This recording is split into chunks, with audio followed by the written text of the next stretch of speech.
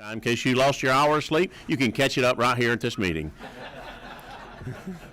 Hey, I want to welcome everybody to the State and Local Government Operations Committee meeting. Said if I looked around the room real hard, I could maybe find Chairman John LaHood. Is he in the room? No, I do not see him. Said he's invisible. Said he was going to be first. I was like, this is just messing with my thing. So here he comes, the man of the hour. Chairman, come on up and talk to us. Said, you're up. You got to bat first. It's daylight savings time. We're trying to save you some daylight. I'll try to get on base. Good to have you here, Chairman. Yep, good to be here. This bill doesn't have anything to do with government, does it? Well, am I on? Sounds like I'm on. Chairman, again, thank you for letting me be here to present the bill in committee. Appreciate you being here. Chairman Ginn and I worked on this issue in a joint study committee we co-chaired over the summer and fall. We had, I believe, 5 meetings around the state. Worked extensively with GMA and ACCG and their policy committee members, and I believe we've come up with some good provisions to improve the dispute resolution process and service delivery strategy, among other things. Chairman LaHood, I know you worked really hard on this, and there have been a lot of helpers on it. Said just so that myself and all our committee members are looking at the right pages. Said what version do you have? Because I've seen about 5 of them today. Yep. So we're working off of LC 47303.5S. Do we have that copy in our folders, or do you have? Because we may need to run to a copy machine and. Okay, we got somebody running with those right. Copies, so they'll. Very good, and we can walk through the changes that were made from the original version. Which would? Well, the version that crossed over, which was LC 472973S. Okay. Is that what you have in front of you? That's what most of my committee members are looking at. All right. Mr. Chairman, what's the What's your microphone there, Senator Mello? 2, baby, for the second? Well, you get to Senator Butler ought to move around to a 55, but we don't have that many seats. No, she's number 1 because that's my leader. So, number 1. Okay, you do that As pretty if you're well. not first, you what? Collective. Last? I was impressed. How can I help you today? Mr. Chairman, I just want to get some clarification. My apologies to the committee members. Running from the CLOB is a little challenge. What is the amendment in relation to the sub that we're getting in relation to the underlying bill? Because it's hard for me to track a multi-page document with an amendment with the document I don't have that we're about to talk about. So, What you have in the amendment is basically if you took the House bill that came over, which is LC 472973S. gotcha. And that amendment would be changing it, but we actually have that written into a sub, I believe. Okay. Our effective and efficient. Gotcha. So it'll be one complete sub. Yes, there'll be Okay. one complete sub, but what we want to do is we wanted to try to make it easy for everybody. So when we Gotcha. pass it, we won't be doing an amendment to the bill. We're going to pass it as a committee substitute. Thank you. Now I understand. But Mr. that's where Chairman. we're catching up. So I appreciate your patience on that. I understand. And I want to thank our esteemed council for their work to get this out today, because it has been kind of demanding. Don't think we got there were a couple of typos. That's okay. Typos are good. Artemio will be giving those out. Now, if anybody's looking on TV, notice that Artemio is not frothing at the mouth. He was bitten by a cat about 8 days ago, and we're hoping that he doesn't have rabies or anything like that. So he's giving his all for what's going on with working as a Senate intern. Thank you, Artemio. Sure. Thank you.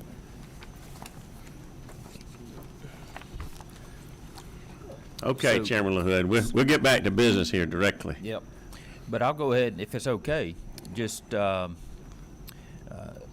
from a high level explain that, we set out with our study committee to try to improve the service delivery strategy, negotiation, and dispute resolution process. And I believe that's what this bill does. The study committee resulted in 7 recommendations, and we're touching at least 5 of those recommendations in the bill that you have before you. And for example, we're setting standards when negotiations begin. We're setting standards on when they must be complete. We're putting some sanctions in place for the failure for the local governments to agree in a timely manner, and which has been one of the major problems with in some cases around the state, where disputes have gone on for years and cost citizens in the millions in some cases resolving these disputes. And so what I'd like to do at the proper time is ask ACCG and GMA to join me up here so we can walk through the bill together. That would be wonderful. And if I could, Chairman LaHood, that microphone on the other side, we had a budget meeting in here earlier in last week, and the microphone was not working, and we're hoping that it's working today. So whoever gets it, hey. Sounds good. If you have the technology authority in your budget stuff, you may waste. And it really wasn't their microphone to fix. But if our friends from ACCG and GMA want to step forward, glad to have the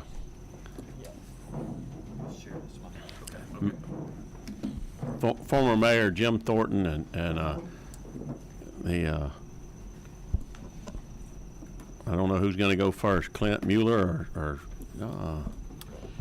I can go first. It's Chairman Jim Thornton with GMA, and it's been a pleasure to work with you, Chairman Ginn, as well as Chairman LaHood, through this SDS process. Our goal through this process has been to improve the process for negotiation, not to write a service delivery strategy for all 159 counties, because they are all different and they all have different needs, but to improve the process, to make it more transparent, to make it clear to all what they need to do, and try to avoid disputes where possible.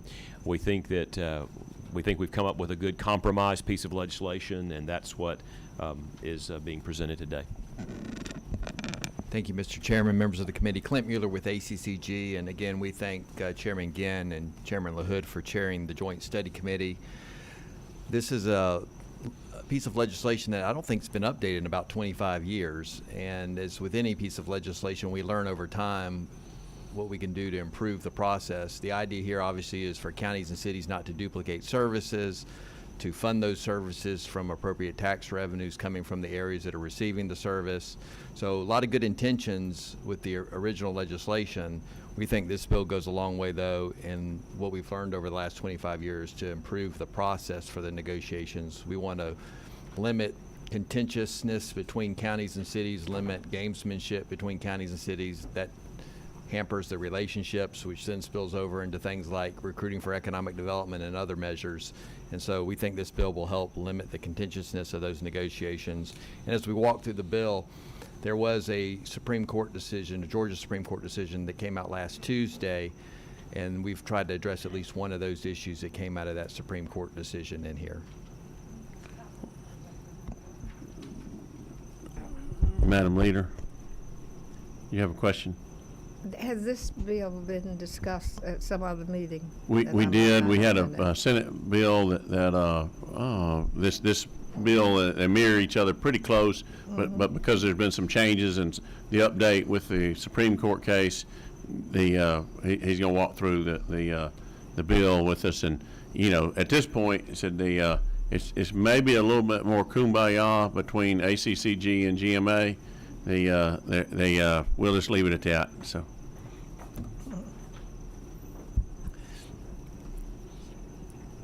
I'll add that House Bill 1407 passed the House almost unanimously.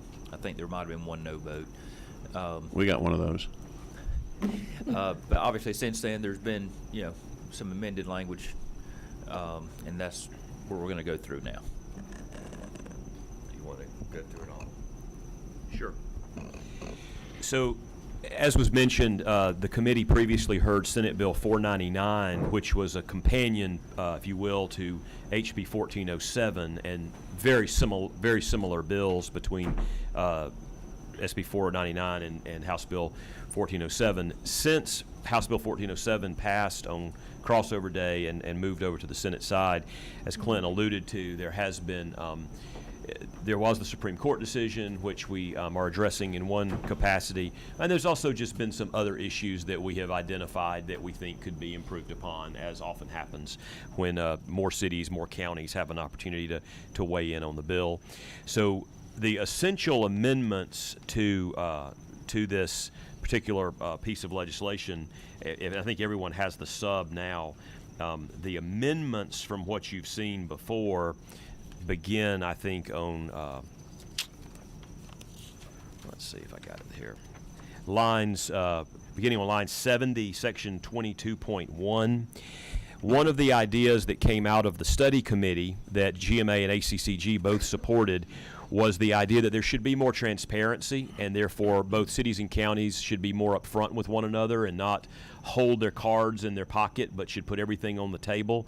And so in section line 70 through 86, we require disclosure up front of written material that becomes public record, that's in compliance with the other criteria. And the one addition here is on lines 83 and 84, where we allow parties to respond to one another.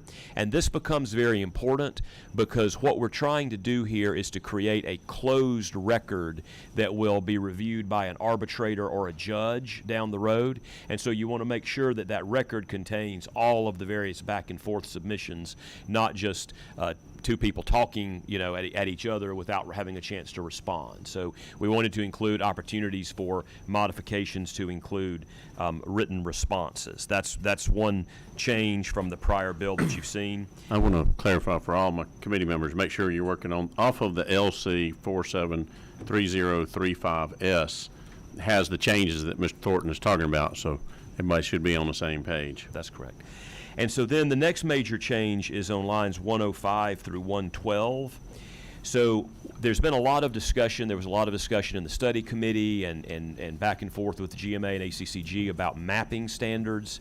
I want to be clear that this provision in section 23.1 does not require mapping, but it says that if cities and counties do elect to use maps and submit maps, they have to submit them according to a state standard. So they wouldn't be submitting a crayon drawing on a piece of construction paper, but DCA would have the ability to regulate what the maps would need to look at like. They need to be digital, they might need to be at the parcel level, et cetera. They would set the standard, but then ultimately the city and the county would have the flexibility to decide whether or not to map the service. And some services make sense to map, others probably don't make sense. So that becomes a little bit of an option. But we do think that having the statewide standard is something that would benefit DCA and would bring clarity down the line to what is actually being provided. The next, yeah, and I'll let Clint explain the next major change, which is a response to the Supreme Court decision. So really beginning on lines 140, you'll see in little I, that was existing law, which basically said that when the counties are trying to pay for services that have a primary benefit to the unincorporated area,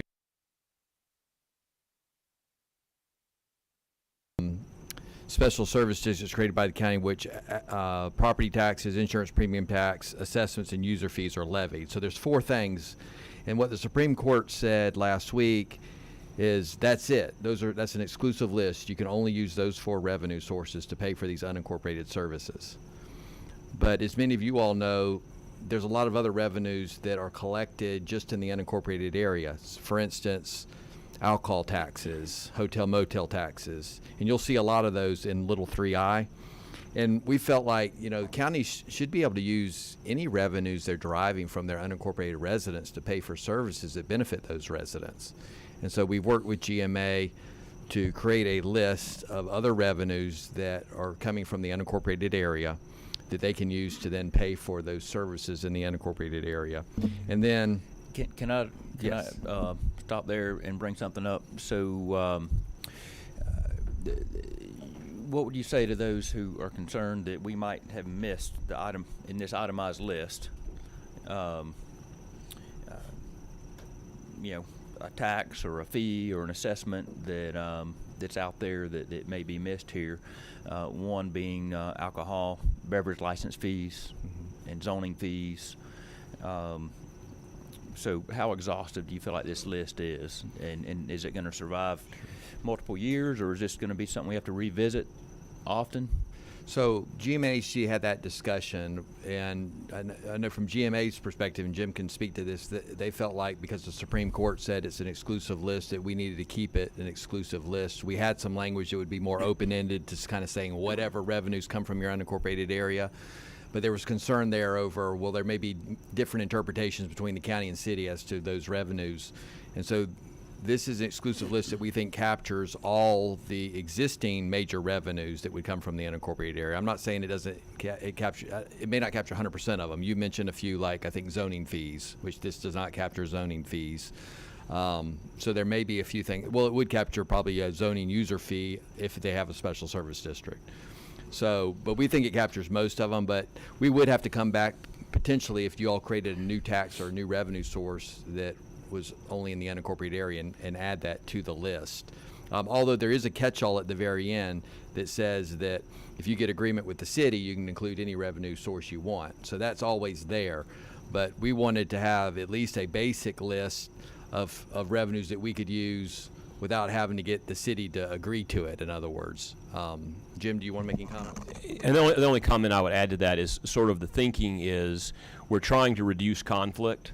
And so rather than having it too broad or too vague or too open-ended, having it more precise as a way of reducing the conflict, because we know how to calculate these fees, we know what these taxes are, and so we felt like having a finite list, if you will, was going to reduce conflict. We've seen cities and counties argue, for example, over the meaning of assessments. That was the issue in the Barrow-Winder litigation that was just decided. Rather than having more of an open-ended pot of revenue, actually listing them out. And I think GMA and ACCG, and we both got feedback from our policy councils, feel like that we have done a good job of capturing the major sources of revenue that have a tendency in the past to have been in conflict, and the concession was, yes, these probably could be attributable to the unincorporated area. That makes sense. And then I know that Chairman LaHood and I have discussed zoning fees, which might be captured by user fees, but I think it'd be better to maybe amend that to include zoning fees and alcohol beverage fees as two additional items. And then the one other issue that has been raised by some of our cities is that I think none of this is intended to change the use restrictions on those funds. So, for example, zoning fees by law have to be used to fund the zoning and planning department, and hotel motel taxes by law have to be used in part to fund tourism and so forth. And so we have actually suggested to Chairman LaHood that there might be an additional amendment that might just clarify that by including the various fees here, that's not intended to change state law about what the uses of those funds might be for, what restrictions y'all have already placed on those funds. If you could, I believe Senator Mello has a question. Absolutely. Thank you, Mr. Chairman. My only question would be, what about fire fees? Where would they fall in this? My city was almost close to having one, and my county has one. So, Senator Mello, correct me if I'm wrong, I believe y'all levy the fire fees based on a service district? Well, they do in the unincorporated area, Okay. but not too long ago, the city of Savannah was going to levy a fire fee, and that didn't bode well in the election. Most of those folks lost, but still the option to levy that type of fee exists. So if it's levied by the county in a service district, I think it's covered under little 1I. If you'll see, existing law says user fees at the very end there, and I would think that fire fee would be a user fee for the special service district if you have a special service district for fire. And if a city levied it, where would it go? So it wouldn't. This section doesn't apply there, because what we're talking about if you go back to line 133, which is existing law, it says that the strategy has to ensure that the cost of any service which a county provides primarily in the unincorporated area shall be borne by unincorporated area residents. And so as a way of clarifying what do you mean by that, that's where we go into listing out the 144, the various fees. But that would, if it was a city, if it was inside the city, then it automatically just defaults to being a municipal fee. So it doesn't require, the county's is in the odd position of having to allocate what is county-wide versus what is unincorporated only. The cities don't have to do that because everything that they do is just inside the city. So it's not an exercise that the cities have to go through in the same way the county does. And we're trying to bring clarity and transparency to how the county does that, but also be inclusive of all the various revenues that the counties have available to them. Thank you, Mr. Chairman. And if we're going to entertain an amendment, on line 147, the word incorporated at the end of that line, I think was intended to have a D on the end, incorporated.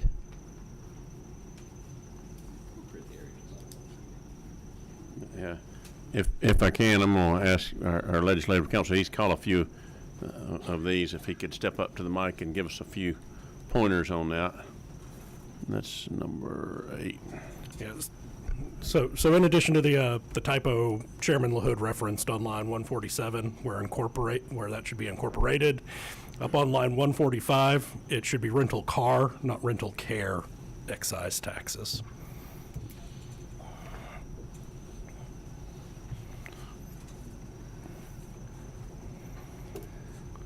Late night hour work, said they lost an hour of sleep, so yeah, we'll give grace to the writers.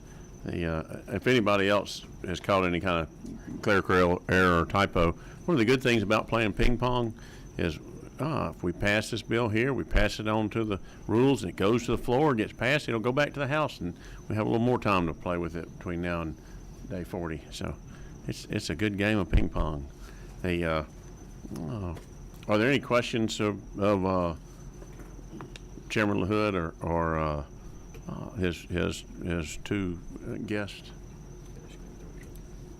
I'll entertain a motion there, Senator Steele. Thank you, Mr. Chairman. I'd like to make a motion to pass HB 1407, which is the substitute LC 473035S. With the two corrections on lines 145 and line 147. Have a motion and a second. Okay, we'll do that. I'll make the motion. I guess we have the second first. Well, we got a motion for the new pass, and then we'll make amendments. So we got a second from Senator Mallow. Said we got a motion, and are there any amendments to that? Senator Estevez. Mr. Chairman, I'd like to make a motion to amend line 145 by removing the E at the end of care of that line, and amend line 147 by adding a D to incorporated at the end of line 147. So we have a motion and a second for amendments. And all in favor of the amendments, please signify by raising your hand. Chair's unanimous. Said and then we have a original motion by Senator Steele as a do pass with LC 473035S as amended. Now, all in favor, please signify by raising your hand. It's unanimous. Chairman LaHood, you've done an outstanding day's work today. You get the whole hour back. Very good. Thank you for your help on this. It's been a pleasure working with you. Been a lot of fun. So and thanks to ACCG and GMA for closely working together to get this one moved forward.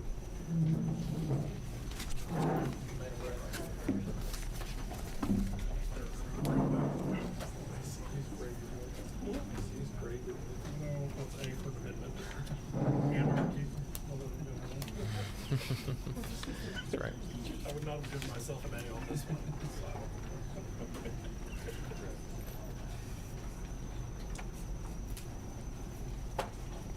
Next on our agenda, I believe, is Matt Reeves has a House Bill 905. Yeah, thank you. Thank you, Chairman Ginn and members of the committee. I present to you House Bill 905. It has two provisions, one relating to zoning and one relating to annexation. Before you is sub LC 442816S. And so starting on page 3 of that legislation, that is the zoning provision. And let me walk through that first. In 2022, for those of you who were here then, and to bring you up to speed, if you were not, if you're like me and was not here then, there was a big piece of legislation on the zoning procedures law in Title 36. And as often happens with comprehensive bill, there are some cleanups that have arisen in practice out there with zonings. There is some language in the 2022 zoning procedures law that led many local governments to believe that some permits and officer or official decisions, not by elected officials, needed to be sent through the zoning process where there would be notice and hearings and delays.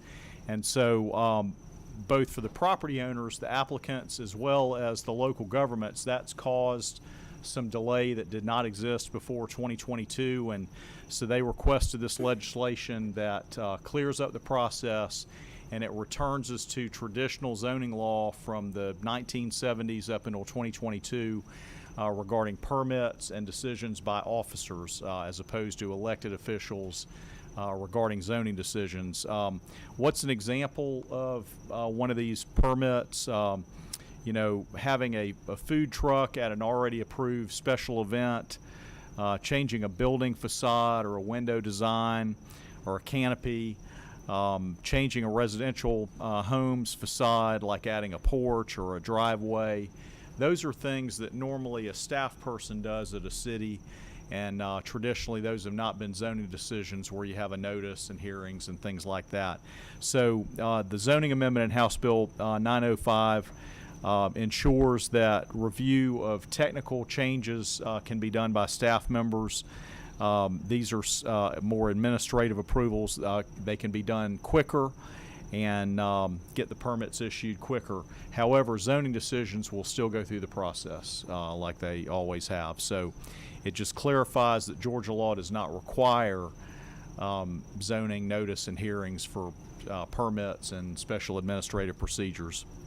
So basically, again, it reverts back to the law before 2022 for permits and board decisions. The first 2.5 pages of LC 442816, this was requested by President Pro Tem Kennedy. It is a very narrow annexation legislation. It pertains to cities that were formed in 2016 or more recently than that. It sunsets in 2029. It provides notice and a procedure for the city that would be losing the land to object and hash out issues with the city that is proposed to get the land. It caps the size of the land at 10 acres or less. This pertains to commercial property, not residential property. And this pertains to legislation at the local level, not local legislation through the Capitol. So this allows the property owners to petition to move from one city to the other.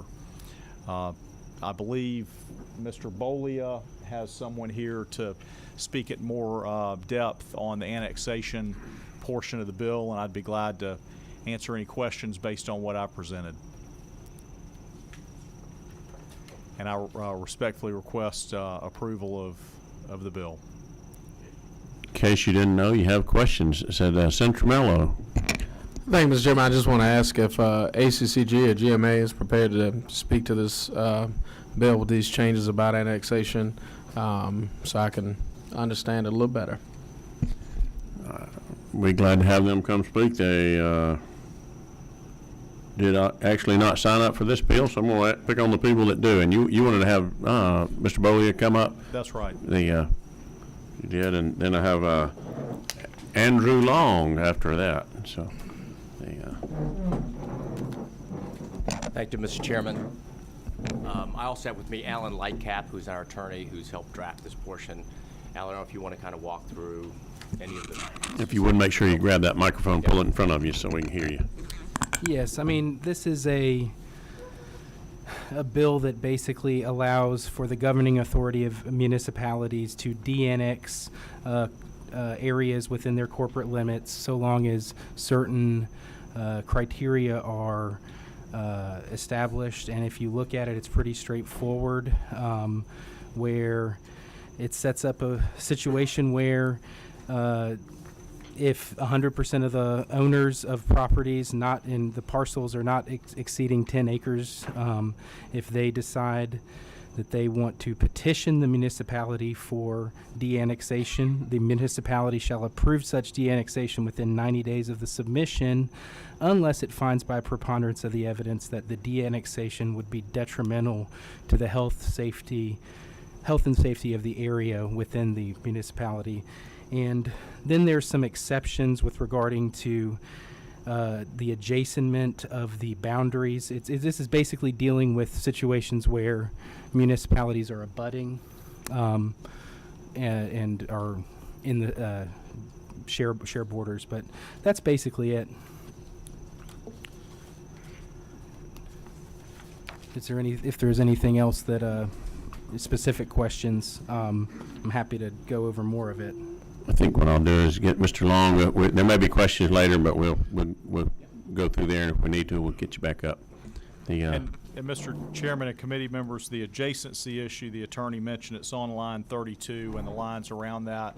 And what it says is to be eligible for this type of annexation, you've got to have a majority of your property boundary on the city that you're moving to. So it would actually, to be eligible, you need to have more in common with the city you're moving to than the one you're moving out of. Thank you. Mr. Long.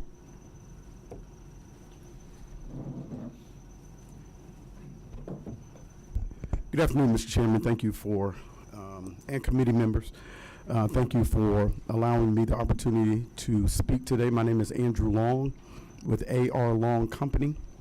I represent the city of South Fulton. I am speaking today, Mr. Chairman, in opposition of the amendment to HB 905, and it is my understanding that this legislation would allow a single property owner to de-annex from the city of South Fulton and annex into the city of Union City, which we were not aware of this amendment or this language at all. We very much oppose this language and do not agree with the intent of the amendment, the language amendment to HB 905. I can't speak any further to it because I just received the language and have not had a real chance to review or counsel with our city attorney. But right now, we oppose the amendment to HB 905, and I simply want to go on record and say that. Thank you, Mr. Chairman. Thank you, Mr. Long. Are there any questions?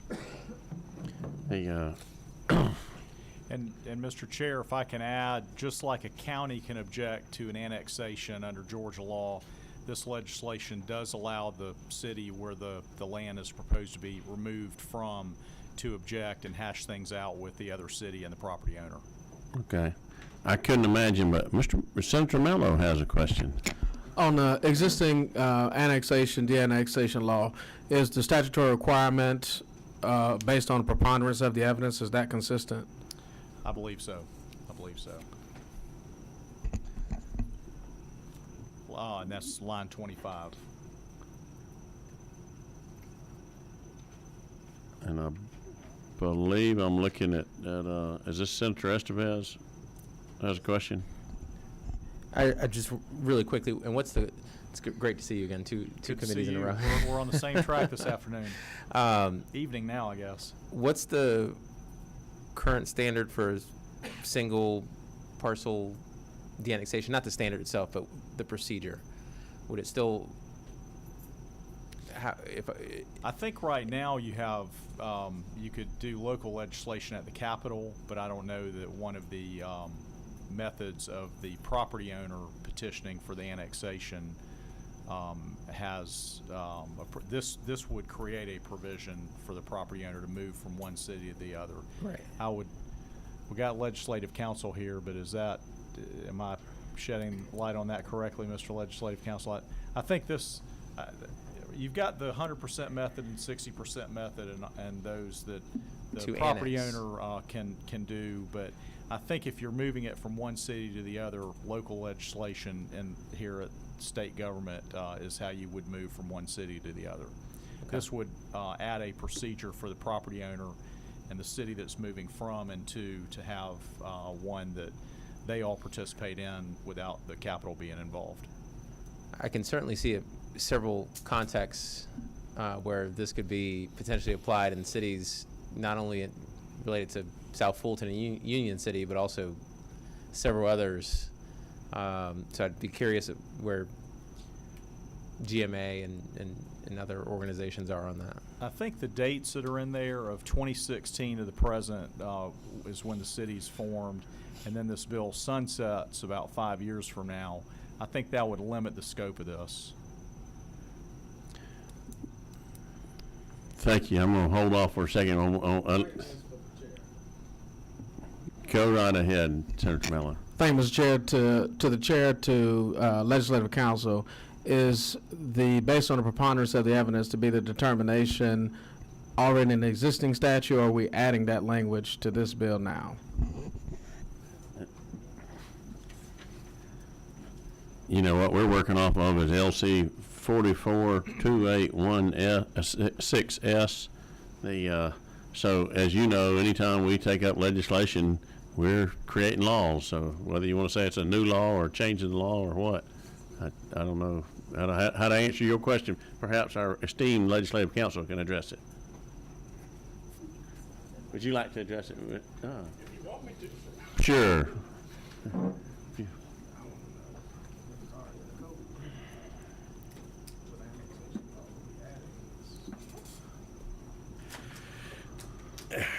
To Senator Mello's question, I don't know if there's any evidence standard. I don't believe there's any evidence standard right now outlined in the general laws governing de-annexations, or annexations for that matter.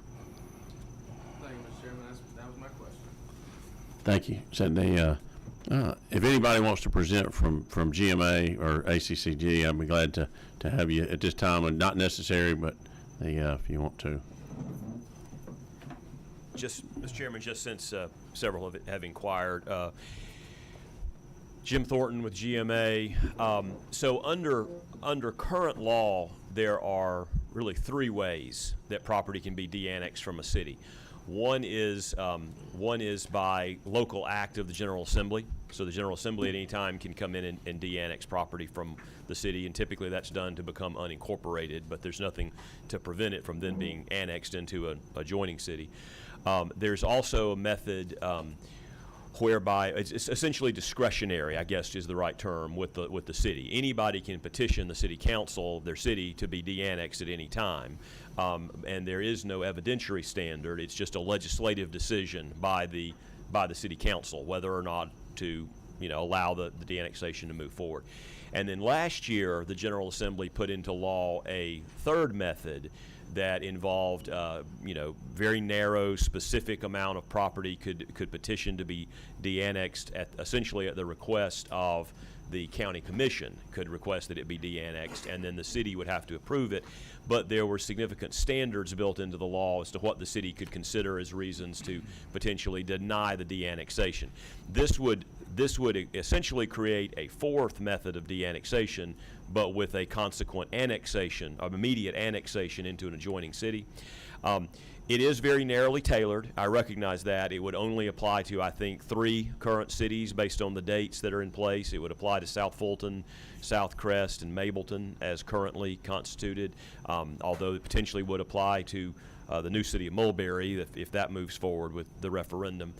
So I recognize it is narrowly tailored. Our concern obviously is the precedent that it sets. And even though it has the sunset provisions and so forth, those are fairly easy to remove. We have spoken with the Pro Tem's office about it, and there may be ways to narrow it or more specifically tailor it, and so that may be something that we can have conversation with. I think the concept of a land swap from one city to another city could make sense, but it ought, from our perspective at GMA, it ought not to be forced upon a city to consent. It ought to be based upon mutual consent of the two cities. That's been our longstanding position, which is why we've had concerns about the bill, but we do continue to work with the, with the author and with the office. Thank you, Mr. Chairman, members of the committee. I'm Todd Edwards with the Association of County Commissioners of Georgia. Jim did a pretty accurate job of going over the current three methods of de-annexation in Georgia. The last year we did work on that. It was when a property owner requested to be de-annexed. The city no longer had unilateral veto power over it, but could object based on health, safety, welfare issues. That did involve us. We were interested because this dealt with properties coming out of the city de-annexing into the unincorporated areas of the county. Now, this is kind of interesting, and we don't have a position on this current bill because it deals with properties de-annexing from one city to another. Now, we've seen this come up in the rush to create new cities at Georgia's General Assembly before, where there were spats, say, between an existing city and a new We city. don't rush. We take our time. Yes, sir. The proud tradition of creating new cities in Georgia. But this, like that, would not be of concern, nor would we take a position on that. Thank you much for your testimony. Said committee has in front of them LC 44281-6S. Said entertain a motion if there is one. I believe I have one coming. I have a motion to pass from Senator Williams and a second from Senator Steele. Said all in favor, please signify by raising your hand. You have 3, 4. Any opposed? I have 3 against. I'm gonna move the bill forward as chair and vote in this case to break the tie. So that motion carries, and they appreciate your testimony today. Thank you. Thank you. We need to know who's going to carry the bill. Representative Reeves, who are you having carry the bill on the? Senator Clinton Dixon. Senator Clinton Dixon. Thank you.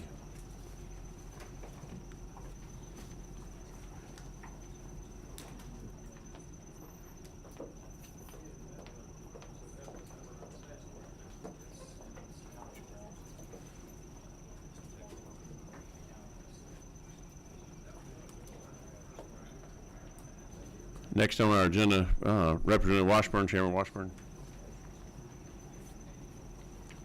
And if y'all will indulge me, we're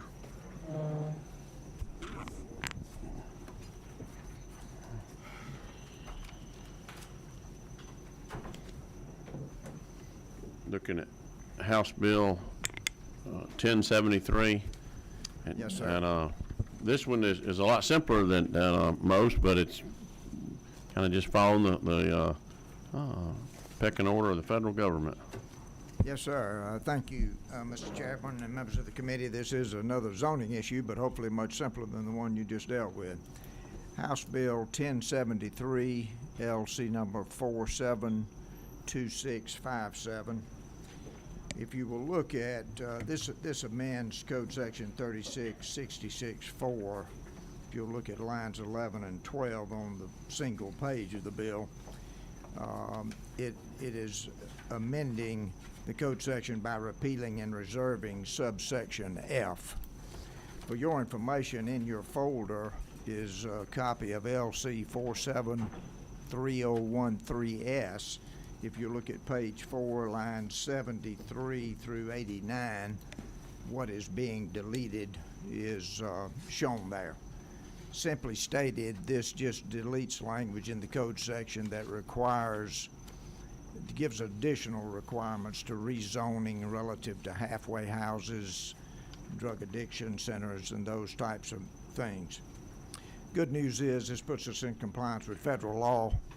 Inhabitants of those kind of facilities are a protected class now. and so it puts us in compliance with federal law. Other good news is it does not diminish at all local control in terms of local requirements for any rezoning of those kind of facilities. So none of that has changed.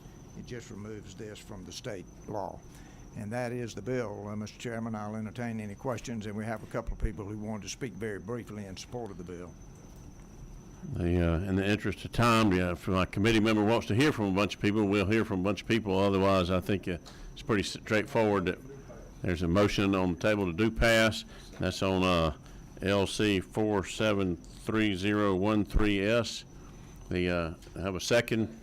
So have a second from Senator Mallow. Said all in favor, please signify by raising your hand. Appears unanimous. Said Thank you, Mr. thank you. Chairman. That was fast enough. Thank you. Said, next up, as we work on our agenda, who's carrying that bill for you? Representative Washburn? Kirkpatrick. Okay, Kirkpatrick.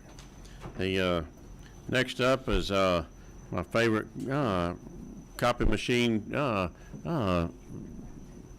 representative, and that's Representative Maynor. I met her one Sunday afternoon as I was entering the parking garage. I think about the year you started. I was walking in with your daughter and got to meet her, and I think you having a hard time toting the load, so I got to carry a copy machine for you.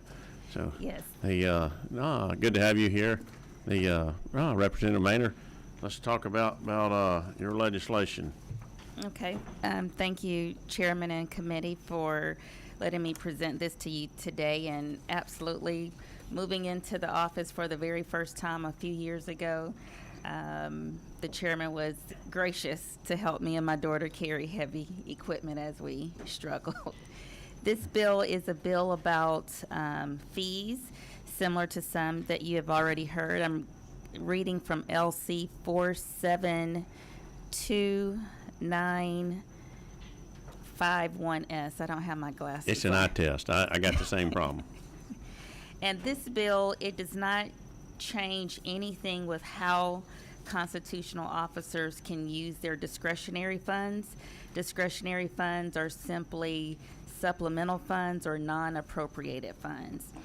ACCG is in support of the bill. I do believe that they are signed up to speak to the bill. This bill simply says that when the county performs their audit, right now they tell the Board of Commissioners what they do with the appropriated funds, but this will allow them, the Board of Commissioners, to see what they are also doing with discretionary funds. And I'm happy to answer any questions. And one of the things that I think a lot of us have some background in local government.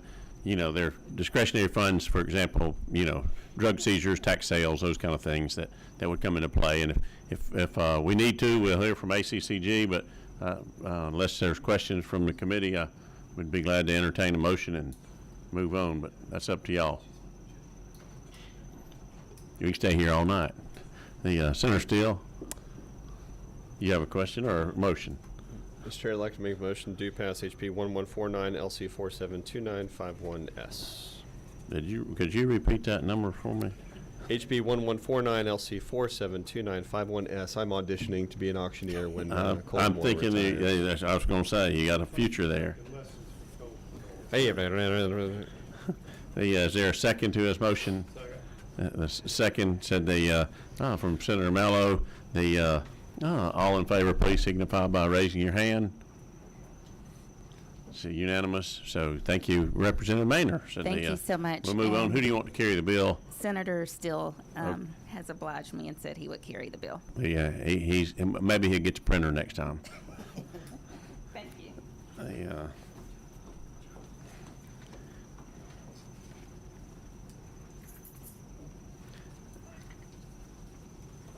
It's always one of those things that I wonder sometimes what happens to our colleagues in the Senate. And I don't know where you're going to go, Gloria, when you retire this year, but I'm hoping you don't go to the House.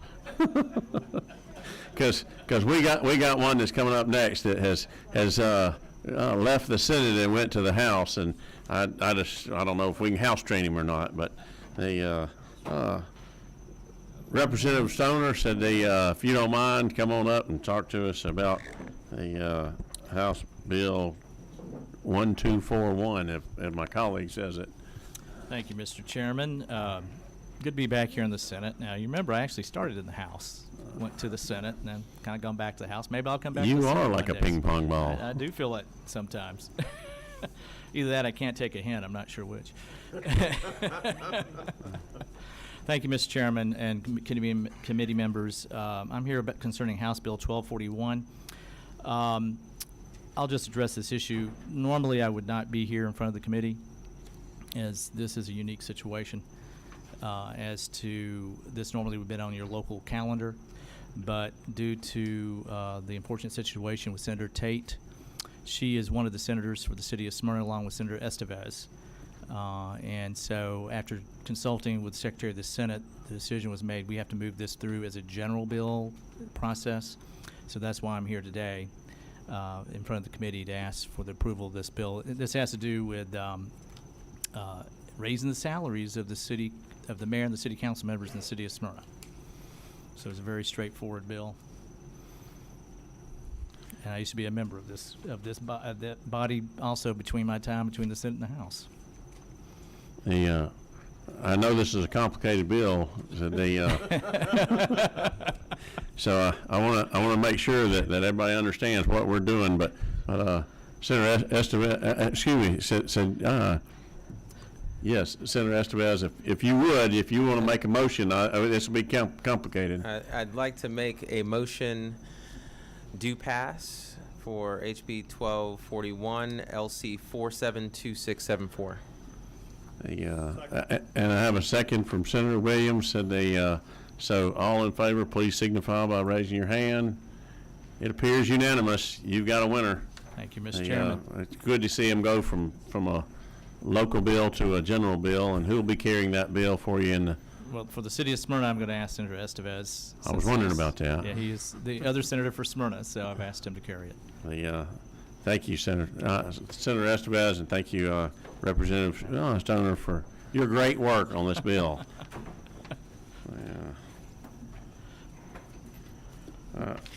Now, another bill that you have in front of us is dealing with the city of Mableton.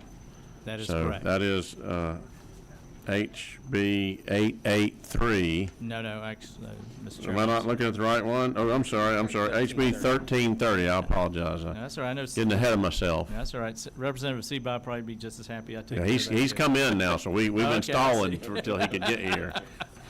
So anyway, thank you, Mr. Chairman. Again, similar situation. This concerns a piece of legislation that concerns the city of Mableton, and same situation with Senator Tate, and this is Senator Redd is the other senator.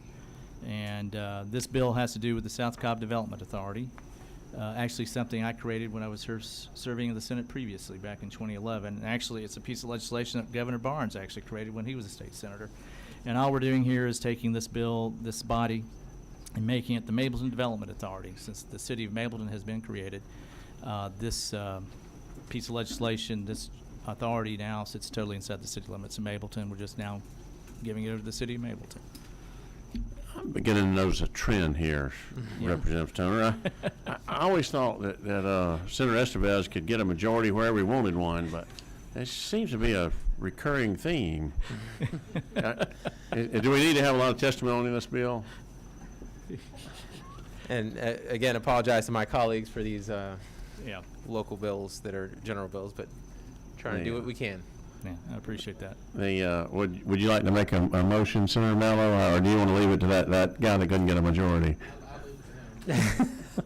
I'd like to make a motion, Mr. Chairman, do pass for HB 1330 LC 472810. And seconded by our minority leader, said, so all in favor, please signify by raising your hand.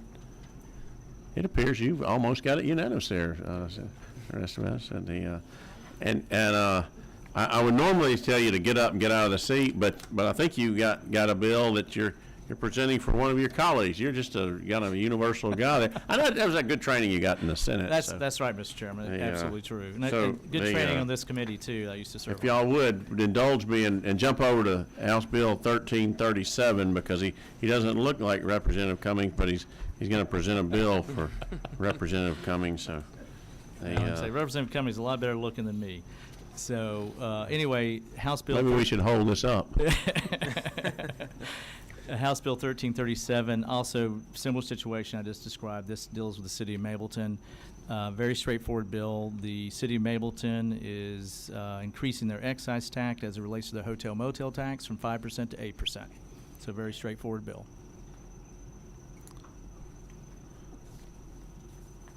Senator Estevez, you once again have pushed your button. At the appropriate time, Mr. Chairman, a motion. I guess now would be the time. Move do pass HB 1337 LC 472829. Is there? And there's a second from Senator Williams. All in favor, please signify by raising your hand. It's unanimous again. So, thank you very much, Representative Stoner. Who's going to carry these bills? Senator I'm assuming that Senator Estevez is going to be your pack mule for all these. I expect so. I'll let him and Senator Rhett make that decision on the Mableton pieces, but I might let Senator Rhett take those on the Mableton ones. Okay, and we'll put that one in Senator Rhett's pile. Let's do that. He'll be making excuses during that presentation, I'm sure. Every morning he's comes up with another excuse to make, and so.